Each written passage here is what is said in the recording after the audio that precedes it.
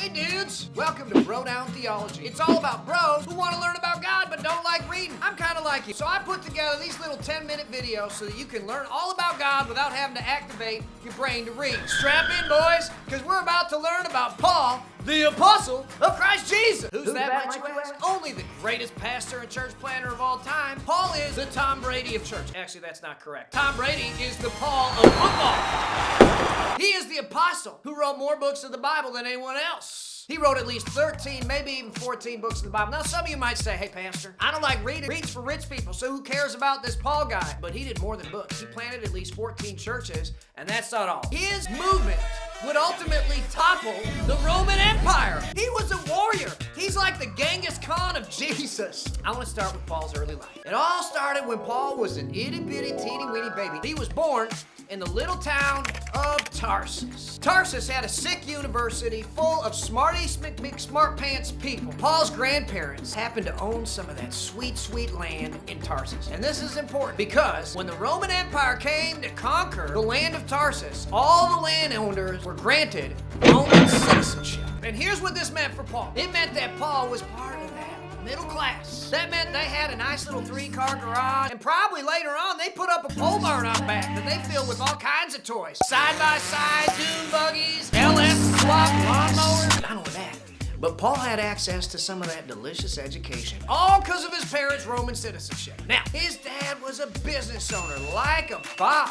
You see, they owned a tent-making company. Paul was in the community, making money, taking names, kicking booty. To bring me my money. Yeah! Paul also got hooked up with a sweet mentor named Gamaliel. This dude was like the Stephen Hawking of Jewish theology, except, well, not in a wheelchair and also able to talk without the aid of a robot. I guess not like Stephen Hawking, except that he was wicked smart. Too soon? Too soon? Maybe too soon. Why was this so important? For Jews who knew theology really well, that meant you could become a part of their political structure called the Sanhedrin. And being a politician, that sounds kind of lame, kind of boring. Unless you like money and power, which, Saul always did. He was training under Gamaliel, and Gamaliel was part of a political party called the Pharisees. They focused on religious tradition, the afterlife. They believed in a future that got rid of Roman rulers. They didn't like that federal government. They wanted to be free like William Wallace and Braveheart. Freedom! The opposing party was the Sadducee party. We say Sadducee because they were Sadducee, because they didn't believe in an afterlife. They were kind of atheists. They didn't really think that there was anything after this. They were fighting for less strict religious rules, and they wanted greater authority for the Roman government. They wanted the government to interfere in the people's lives. That's Sadducees. There were about 10 people from each party that sat in the Sanhedrin. Gamaliel was one of these 10. Paul trains under Gamaliel, and Gamaliel's like, dude, Paul is real smart. He's a guy who's real passionate about God. A few years after Paul gets trained, Gamaliel comes up to Paul one day. He says, hey, Paul, how you doing? And Paul's like, working on a weekend like usual. Going to the lake, getting tribal tattoos, putting on my visor upside down, wearing gold chains. Life is good. Gamaliel says, hey, Paul, stop being an idiot. How would you like to become a member of the Sanhedrin, clothed in unlimited power and prestige? And Paul was like, you know what? I like that. I like that very much. So Paul takes a trip from Tarsus to Jerusalem. He hops in his dad's Range Rover. He drives down that highway that doesn't exist yet from Tarsus to the city of Jerusalem. Listening to some music, some Jay-Z,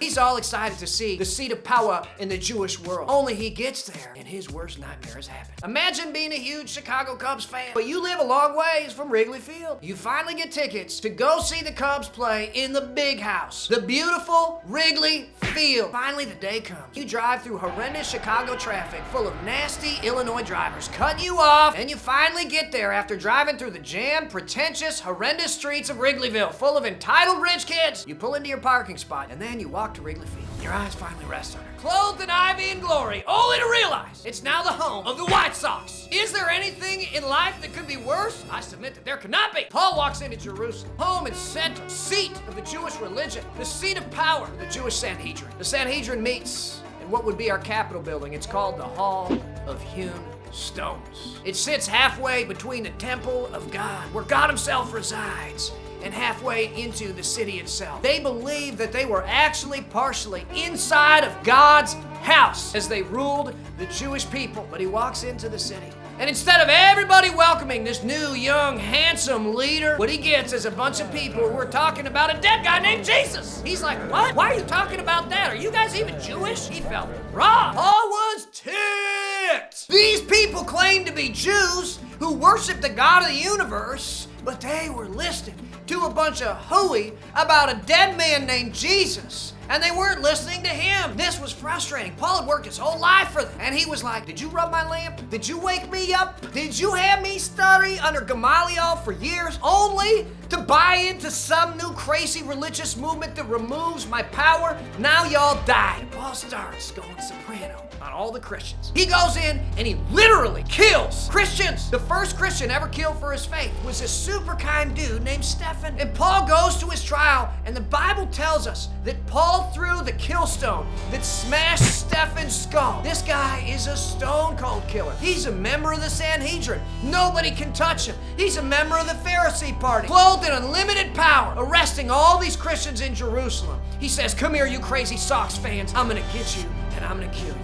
And he did. And everyone ran away. This persecution was the catalyst behind the Christian movement leaving the city of Jerusalem. You want to know why Christianity spread out beyond just Jews? Because Paul, imagine, and I've never done this before, but going to an anthill, filling it with lighter fluid, lighting it on fire, and watching the ants with their eggs and their queens run away to different new anthills. That's what happened to Christians in the city of Jerusalem. But you know what? As they ran away, Paul was so mad he wasn't done. It says in Acts chapter 9, verse 1, meanwhile, Saul was uttering threats with every breath. He was eager to kill the Lord's followers. So he went to the high priest and he requested letters addressed to the synagogues in Damascus, asking for their cooperation in the arrest of the followers of the way there. He wanted to bring them, both men and women, back to Jerusalem in chains. Paul was a passionate, angry man. Nobody crossed Paul's path. Nobody ticked him off. He was like a supercharged Dodge Hellcat with 808 horsepower. He was gonna end this here and now. He gets this letter, a warrant to arrest Christians. He decides to go to this city called Damascus. Now, he's got an entourage because he's a congressman. And he says, I want you to get ready. We're gonna get him. They start listening to some music. Mom spaghetti, vomit on my sweater already. You better lose yourself in the music, the moment.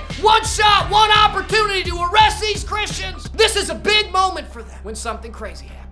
And Paul's life is about to change forever. As he was approaching Damascus, a bright light from heaven suddenly shone down around him. He fell to the ground and heard a voice saying to him, Saul, Saul, why are you persecuting me? Well, Saul replies, who are you, Lord? And the voice replied, I'm Jesus, the one who you're persecuting. Now get up and go into the city where you must go. This was the biggest moment in Saul's life. Jesus himself spoke to him, and Paul's life was radically changed. He spoke to him, and Paul went from being a Jew to a Christian. He went from being a rabid, angry Cubs fan to a blessed Sox fan. And he would become the greatest non-Jesus human influence in human history. The rest of Saul's story is incredible, but that's long enough. This episode was brought to you by senior intern Micah Adams, First.church, and of course me, your host, Pastor John.